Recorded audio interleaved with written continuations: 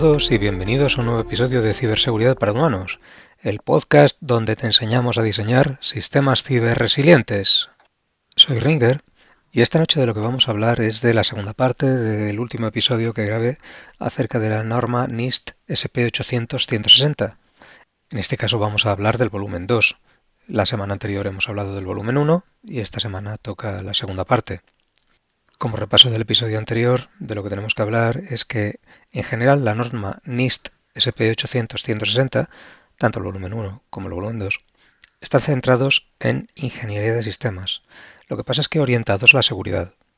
Además, recordar también que la NIST 800-160, en general, está basada en la ISO 15288, es decir, el ciclo de vida de ingeniería de sistemas.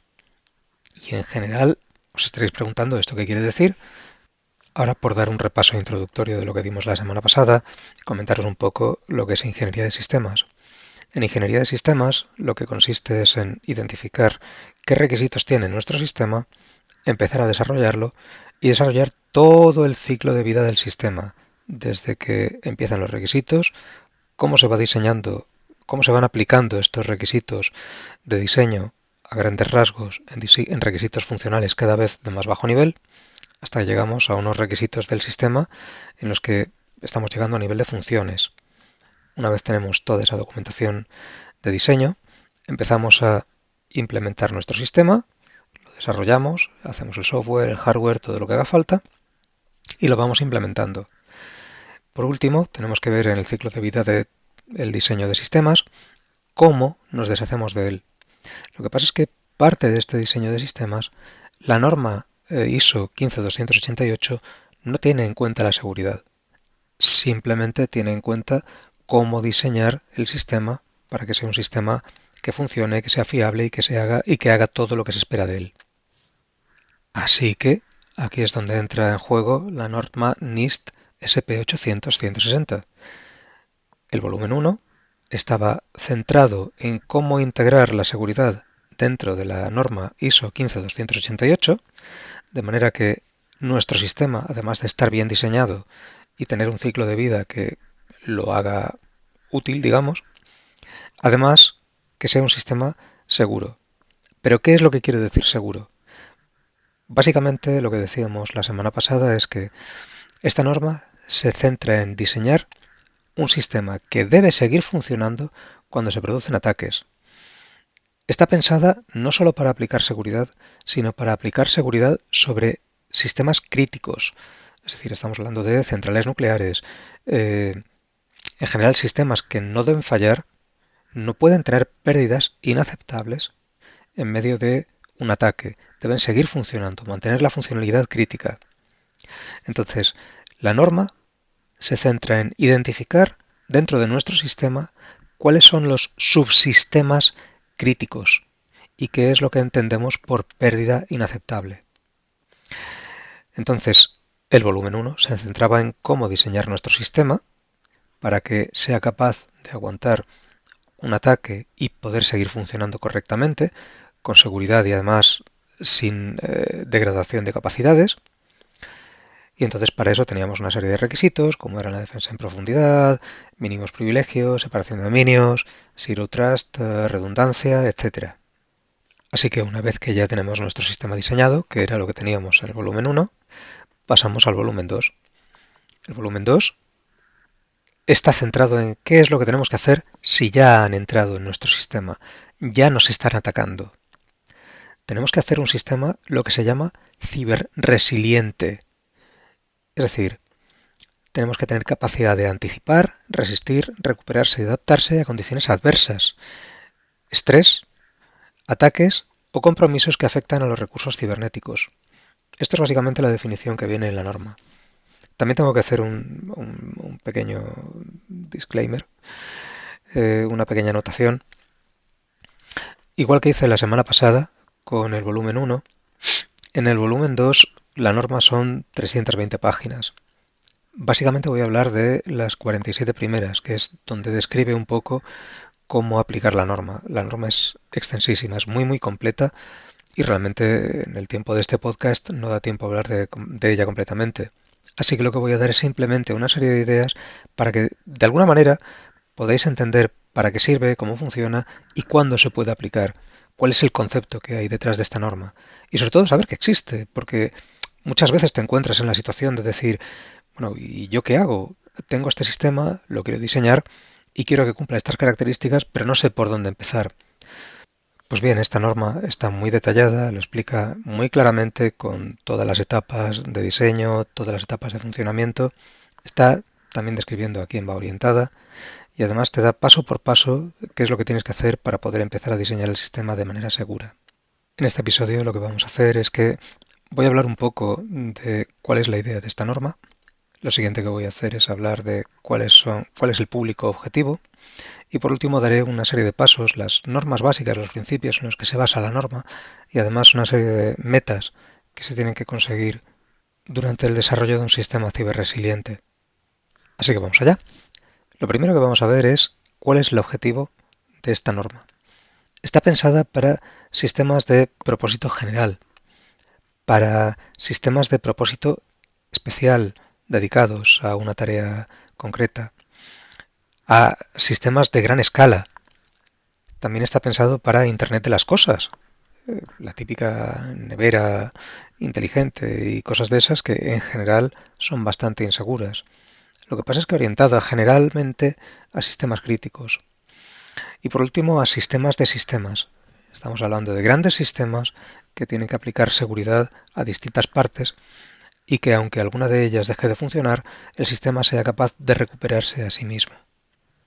También debo hacer una nota, y es que parece un poco incongruente que esté mencionando dentro de grandes sistemas, como por ejemplo podemos estar pensando en un sistema crítico, el sistema de control de una central nuclear, por ejemplo, y mezclarlo con Internet de las cosas, que a fin de cuentas es una lavadora o una nevera que se conecta con Internet para hacer la compra. Pero claro, es que tenemos que tener en cuenta una cosa. Al final estos sistemas están embebidos dentro de la red de casa y además tienen acceso a sistemas bancarios. Entonces, es un sistema que en el fondo es crítico por el alcance que tiene, no porque individualmente vaya a afectar a una persona, sino porque globalmente puede afectar a muchísimas. Ten en cuenta que si se descubre una vulnerabilidad sobre un tipo de nevera inteligente en la cual el adversario tiene acceso a los datos bancarios de una persona, prácticamente de forma automática tendría acceso a absolutamente todas las neveras semejantes, con lo cual la lista de potenciales clientes y personal afectado es enorme. Entonces, tenemos que tomárnoslo con mucha seriedad. Internet de las cosas no es un sistema, no es un problema baladí. O recordemos qué es lo que pasó, por ejemplo, con una aspiradora, un robot aspiradora, por el cual alguien, pues prácticamente sin intención ninguna, lo que hizo es que hackeó todo el sistema de cloud de ese producto y tuvo acceso a miles de cámaras de aspiradoras que estaban circulando por todos los hogares del mundo prácticamente. Entonces repito que el tema de Internet de las cosas es algo en lo que tendríamos que dedicar un episodio, la verdad. Es bastante complicado y es un problema bastante extenso. Sobre todo porque en general las empresas no se toman en serio la seguridad, todavía no se la están tomando en serio y las consecuencias están empezando a ser graves. Lo siguiente que vamos a ver es hacia quién está orientado. La lista que viene en la norma es realmente muy extensa y honestamente creo que a lo mejor es verdad que toda esta gente que está aquí metida podría tener necesidad de saber la norma, pero en lo que es la aplicación en el día a día, yo me quedaría de toda esta lista realmente con gente que tiene responsabilidad en el sistema, tanto a nivel de empresa, para que el sistema no deje de fallar, porque el impacto de fallo sobre la empresa es alto, o bien sea para la gente que tiene que diseñar el sistema. Estamos hablando de los CISOs, con una sola S, es decir, el Chief of Information Security de cualquier empresa. Estas personas que de verdad tienen responsabilidad detrás de que el sistema siga funcionando. Bueno, obviamente esas personas como últimos interesados, pero desde luego los arquitectos de seguridad de cualquier sistema son unas personas que están íntimamente ligadas a esta norma, deberían estar íntimamente ligadas a esta norma por el alcance que tienen, porque es que les está enseñando cómo tienen que hacer su trabajo, básicamente. Les está diciendo cuáles son los pasos que tienen que dar. Y además recordemos una cosa. Al final, todo esto lo que habíamos hablado en muchísimas ocasiones. Es un problema de responsabilidad. La persona que hace el diseño y que tiene una responsabilidad de firma es una persona que en el fondo está vinculada, de hecho, a cómo sea el resultado de su implementación. Si este sistema falla y se produce un fallo catastrófico que le hace perder millones a la empresa, esta persona es directamente responsable. Entonces, hay dos alternativas. Una de ellas es que haya hecho las cosas correctamente por el manual, diciendo no me salgo de aquí o si me salgo de manera justificada, con lo cual no es que tenga una excusa, es que tiene una justificación de qué es lo que ha hecho. Ha hecho las cosas lo mejor posible, pero el adversario se le ha adelantado por otro lado, bien sea por una zero day, por un caso que no habían contemplado, por cualquier razón. Pero realmente está basándose en algo para hacer su trabajo. No es simplemente chuparse el dedo y mirar a ver cómo sopla el viento. Ha hecho su trabajo lo mejor posible y está documentado de cómo puede hacerlo. Entonces es importante meter en todo el diseño de vuestro sistema, meter todas las normas en las que os estáis basando para poder trabajar. Y esta es una de ellas, es una de las más importantes. Así que bueno, ahora que ya os he dado bastante la chapa con todos los preliminares, vamos a ver en general, de verdad, esto para qué está pensado. Esta es una norma que está pensada para sistemas críticos. Es su objetivo, como he dicho antes, críticos por las consecuencias de un fallo, bien sea porque, por ejemplo, una central nuclear de repente falla y tenemos un accidente nuclear, o sistemas críticos por la extensión, lo que habíamos dicho antes, Internet de las cosas. El número de personas afectadas por este problema es enorme. Entonces, lo primordial es que el sistema no deje de funcionar. Recordad que en el volumen 1 lo que habíamos buscado era, lo que habíamos identificado eran cuáles eran los casos de fallo inaceptable y sobre ellos nos tenemos que centrar en invertir la mayor parte de los recursos para asegurar que sigan funcionando. Pues bien, como ya he dicho antes, en esto nos vamos a centrar a qué es lo que pasa cuando el adversario ya ha entrado porque ha sorteado todas nuestras barreras. Tenemos que tener un plan de contingencia para que el sistema o la empresa siga funcionando. Entonces, repito, primordial que el sistema no deje de funcionar. Luego ya recuperaremos. También otra cosa que tenemos que tener en cuenta es que está pensado para APTs, es decir, Advanced Persistent Threats. Estamos hablando de actores estatales, es decir, alguien que se infiltra en el sistema, está calladito, haciendo movimientos laterales, escalando privilegios, ocupando sitios, consiguiendo cuenta de administrador en distintos sistemas y consiguiendo entrar dentro de toda la red. Y para cuando te quieres dar cuenta de que tienes a alguien dentro de tu red, está ya tan extendido que es muy complicado pararlo. Pues está pensado precisamente para este tipo de personas, para ponerle las cosas lo más difícil posible, para identificarlos lo antes posible y para pararlos lo antes posible. No está pensado para script kiddies, es decir, lo que vamos a hacer, la inversión de recursos que vamos a dedicarle a todo esto es enorme como para que una persona prácticamente sin experiencia sea capaz de llegar tan lejos. Obviamente también lo va a operar, pero realmente si fuera para un script kiddie las medidas son muchísimo más sencillas, no hace falta invertir tanto. Recordemos también lo que habíamos dicho la semana pasada, tenemos que hacer un sistema aceptablemente resistente. Es decir, tenemos que llegar a un equilibrio entre cuánto dinero podemos invertir y entre qué beneficio vamos a sacar.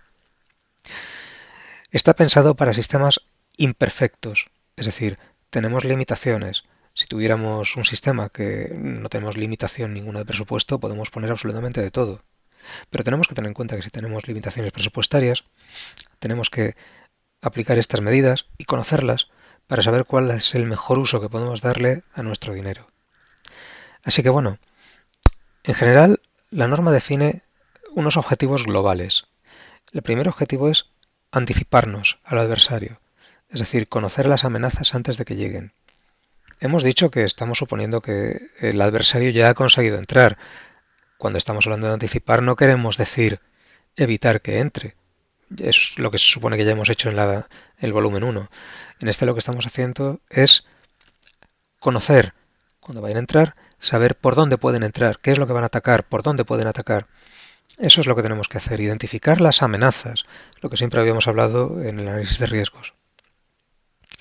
Lo siguiente que tenemos que hacer es resistir, es decir, aguantar el ataque, pero de manera que el sistema siga funcionando, no se caiga del todo. Hay una parte que se haya caído, podemos aislar esa parte, pero el sistema sigue funcionando globalmente.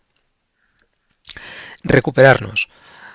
Una vez hemos conseguido resistir, tenemos que acabar con la amenaza y volver otra vez a funcionar lo antes posible, tal cual estábamos funcionando antes. Eso no podemos olvidarlo. Tenemos que recuperar el estado original del sistema y, por último, adaptarnos, aprender de qué es lo que ha pasado y cambiar cosas para que no se vuelva a reproducir ese problema. Habrá otros a lo mejor, pero ese en particular lo hemos atajado y hemos evitado y evitaremos que la próxima vez nos vuelva a ocurrir lo mismo. Así que bueno, pues todo eso está muy bien. Esos objetivos globales son fantásticos y maravillosos, pero ¿cómo hago todas esas cosas? Pues bueno, la norma nos da una lista, hay otra serie de listas sobre más medidas más detalladas, pero yo creo que esta resume bastante bien cuál es el objetivo final de la norma. Nos fija 14 metas distintas. Estas metas son medidas que podemos llegar a tomar, medidas que podemos tomar de manera que cumplimos los anteriores objetivos. Así que bueno, como ya he dicho, son 14. La primera es respuesta adaptativa. El sistema está diseñado para no responder siempre igual. Según el tipo de ataque, responderá de una manera o de otra. Eso es lo que tenemos que conseguir. Por ejemplo, en el cuerpo humano, pues síntomas de resfriado pueden ser por virus o por bacterias. Pues sí, los síntomas son iguales, pero la respuesta del cuerpo debe ser distinta según una cosa u otra. Lo que no podemos hacer es que si nos están atacando y están entrando, por ejemplo, en nuestro servidor, pensar, pues han entrado en el servidor, ponemos un firewall. Bueno, es que a lo mejor no han entrado por el firewall, a lo mejor lo que han entrado es por otra manera distinta. Entonces no podemos tomar siempre la misma respuesta frente al mismo resultado o frente al mismo ataque final, digamos. La siguiente meta es monitorización analítica. Vale, efectivamente, el término es rimbombante. En general, casi todos son así. Todos los de esta norma, quiero decir. En realidad, lo que quiere decir es que no basta con monitorizar logs. Hay que analizarlos en contexto y conjunto. En general, si tenemos Splunk, por ejemplo, los dashboards nos permiten hacerlo bastante bien. Pero la idea es que no nos limitemos simplemente a ver logs e identificar un problema en particular. Tenemos que ver conjuntamente qué es lo que está pasando en tiempo real en ese momento. Analizar más cosas, no solamente el ataque, no solo centrarnos en el ataque. Otra vez con el ejemplo del cuerpo humano, el sistema inmune no se limita a detectar patógenos que conocemos, sino que lo que hace es que busca patrones sospechosos y ataca esos patrones. En general aquí tendríamos que hacer lo mismo.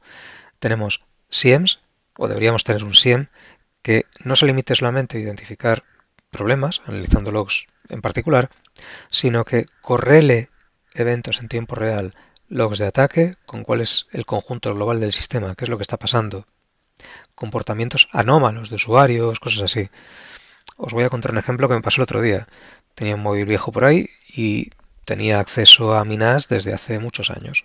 Pues es que bueno, pues ya pasé a un móvil más moderno y andaba por ahí tirado por un cajón. Entonces lo encendí por ver qué es lo que tenía y se me quedó encendido esa noche. Bueno, pues por la mañana cuando me desperté me llegó un aviso de que me intenté conectar al NAS a las 3 de la madrugada desde ese sistema. Pues el SIEM que tengo lo bloqueó y me avisó, me llegó el aviso por email a la mañana siguiente, por si era yo. Entonces, este es el funcionamiento correcto, es decir, está identificando no solamente que han intentado entrar, que podría haber sido yo porque ha entrado desde un equipo legítimo, sino que además ha dicho, esta persona a las 3 de la madrugada no se suele conectar. Entonces, ¿qué es lo que hace? Yo por si acaso bloqueo y si está ahí en tiempo real veré el aviso y me dirá, oye, soy yo, déjame pasar. El siguiente de ellos es consciencia contextual. Sí, vale, los términos son así en general, casi todos, ya lo he dicho antes. En inglés se refiere a situational awareness. Igual eso se puede entender mejor. Esto está más o menos complementado con lo anterior. no basta saber qué está pasando. En el ejemplo de antes no es lo mismo que lleve conectado desde las 11 de la noche y a las 3 de la madrugada apague y se vuelva a conectar a los 30 segundos, porque a lo mejor se ha caído la conexión de internet, a que lleve años sin conectarse y de repente se conecta desde un sistema que hace años que no me conecto a las 3 de la madrugada. Pues entonces, evidentemente, hay un contexto distinto en uno de ellos.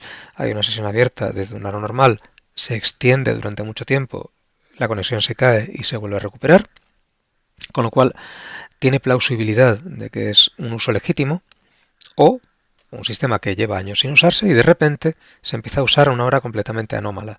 La probabilidad de que sea algo anómalo o que sea algo malo es bastante elevada. La siguiente de las metas es posicionamiento dinámico. La idea detrás del posicionamiento dinámico es que no todos los sistemas están siempre alojados en la misma IP, dominio, es decir, que no los tengamos siempre en la misma IP o dominio.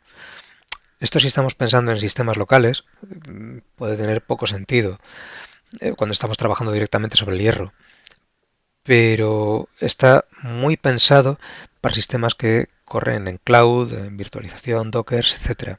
En ese sentido, tanto Kubernetes como OpenShift, permiten hacerlo de una forma bastante o relativamente sencilla. Entonces, ¿para qué queremos esto? Pues si, por ejemplo, tenemos un adversario que, como ya habíamos dicho antes, ha conseguido entrar, lo primero que hacer es un mapa de la red. Pues bien, la idea es cambiarlo periódicamente para que no tenga tiempo de usarlo. Es decir, si se ha molestado en correr en map para ver cuáles son los puertos abiertos, las IPs, qué se corresponde con el servidor, qué se corresponde con cada base de datos y todo lo demás, pues de esta manera no va a tener tiempo de usarlo porque a la semana, los 2 días, al mes, lo vamos a cambiar otra vez, con lo cual todo lo que ha corrido no le vale para nada y tiene que empezar otra vez de cero.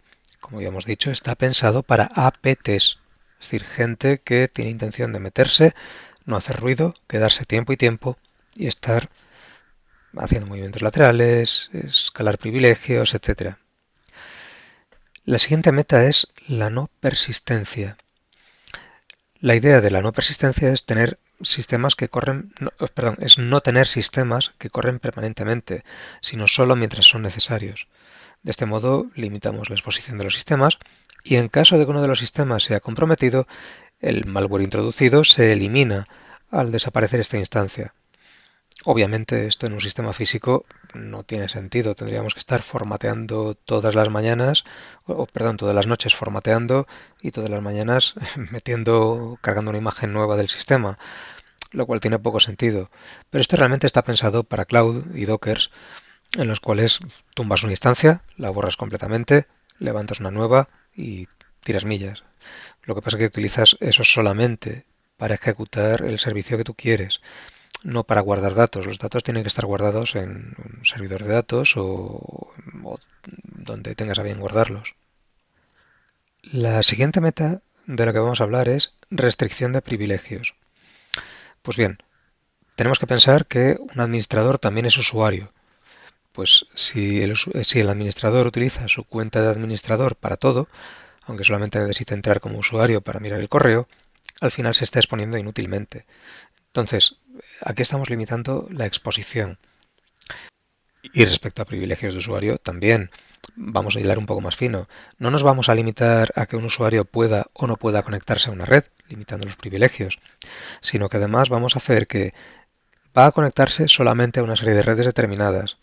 Además, desde un equipo determinado. Además, a unas horas determinadas. Además, desde una red determinada que he definido yo con mi proxy. Además, utilizando geofencing.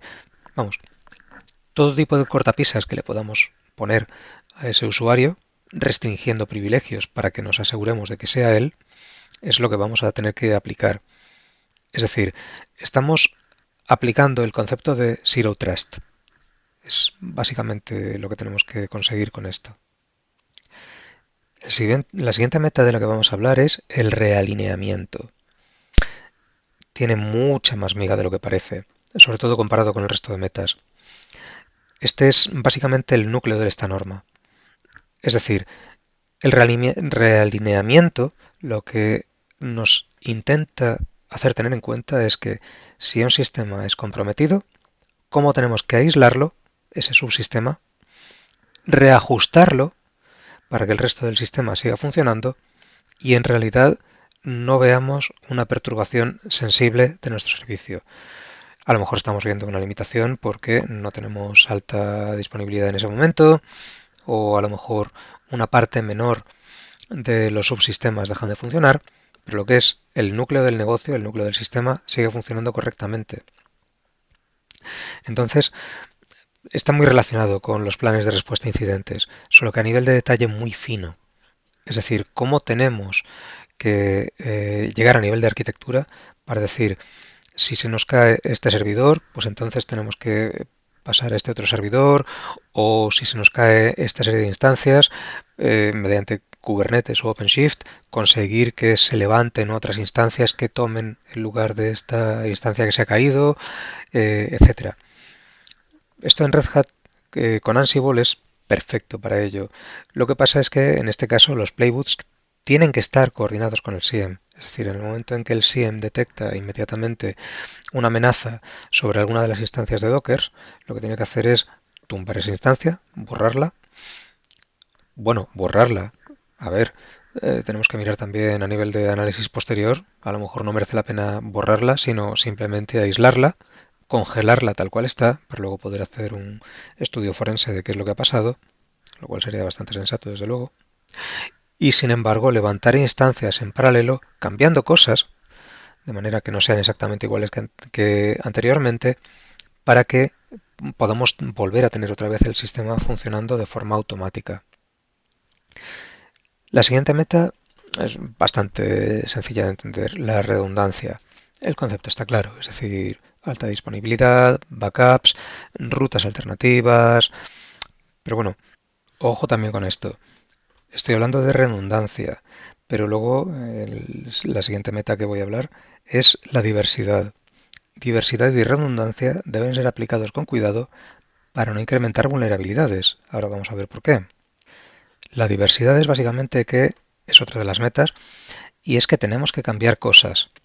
Por ejemplo, todos nuestros firewalls son de la misma marca y modelo. Pues en caso de que aparezca una vulnerabilidad de día cero que afecta al firewall, absolutamente todos nuestros sistemas están comprometidos.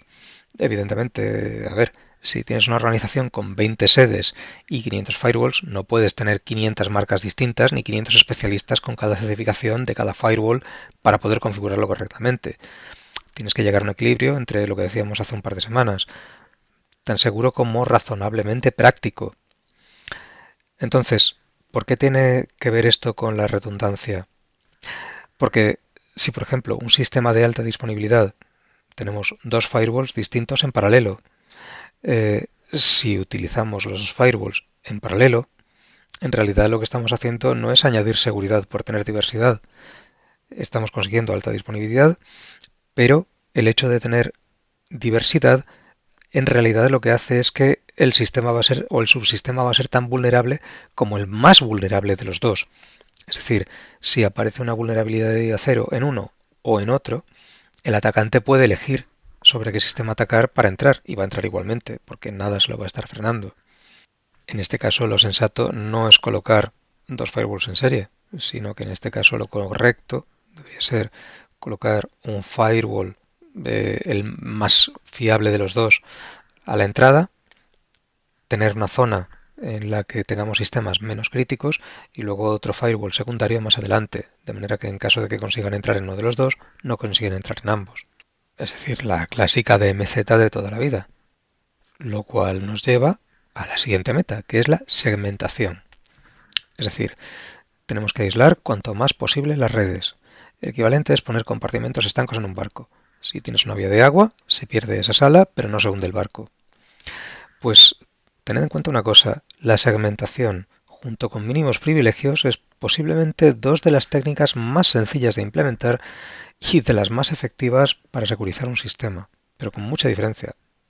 Posiblemente solo superado por el factor humano, es decir, ataques de ingeniería social contra administradores de sistemas o gente que tenga altos privilegios dentro del sistema para poder atacarlo. Bueno, ya queda un poco. El siguiente es integridad sustancial. A ver, el nombre original es Substantiated Integrity. En realidad se refiere a que es necesario verificar que el hardware y el software que estoy corriendo es el que yo creo que estoy corriendo. Entonces, las técnicas normales son TPM, Secure Boot, firmas digitales, ese tipo de cosas.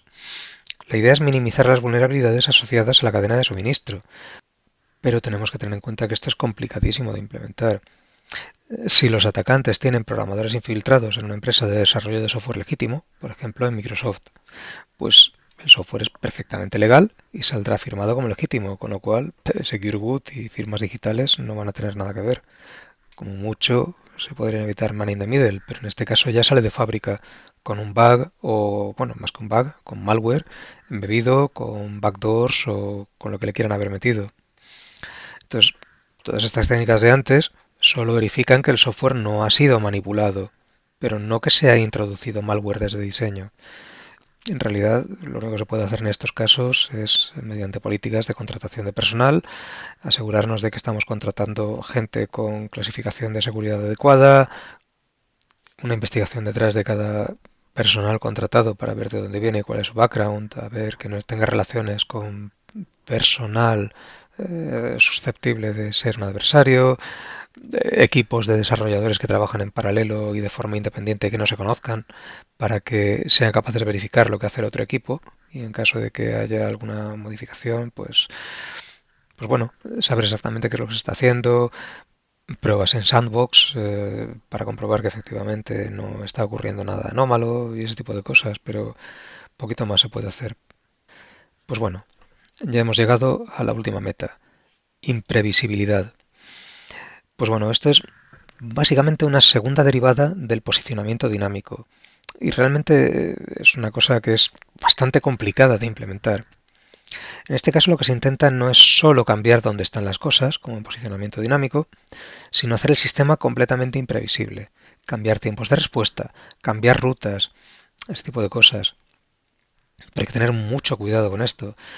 En sistemas cloud es útil y relativamente fácil de implementar, pero en sistemas sobre hierro puede traer más problemas que beneficios si no se hace con cuidado. Bueno, incluso en cloud, si no se hace con cuidado. Tenemos que tener en cuenta que hacerlo de manera descuidada puede dar lugar a falsos positivos en el SIEM. O que los sysadmins se vuelvan locos, porque si intentan hacer troubleshooting sobre un problema que están teniendo, son incapaces de verlo si les estamos cambiando continuamente las rutas, las IPs y todo. Entonces, hay que tener mucho cuidado a la hora de implementarlo. Pero bueno, es una norma que está ahí y si se puede implementar y se hace con cuidado, pues conviene tenerla en cuenta. Pues bueno, esto en general ha sido un paño de todo lo que es la norma y poco más puedo decir en el tiempo que tenemos. La norma, como ya he dicho, es muy extensa, faltan un montón de anexos donde desarrollan todas estas metas, meten una serie de objetivos más, hablan bastante sobre cómo implementarla. Entonces, como ya he dicho, la norma está muy bien, pero es que son 320 páginas. Entonces, creo que para el objetivo de este podcast, con esto ya llega. Así que bueno, pues ya terminamos el episodio de hoy y por último dejar dos frases interesantes. La ciberseguridad perfecta no existe, pero esta norma da unas bases para conseguir una muy buena relación coste-beneficio. Y por último, tenemos que recordar que es tan importante diseñar para no fallar como conseguir que falle bien, que es exactamente lo que se busca tanto con el volumen 1, diseñar para no fallar, como con el volumen 2, diseñar para que falle correctamente. Y esto es básicamente lo que le da valor a un arquitecto de seguridad en el desarrollo de un sistema.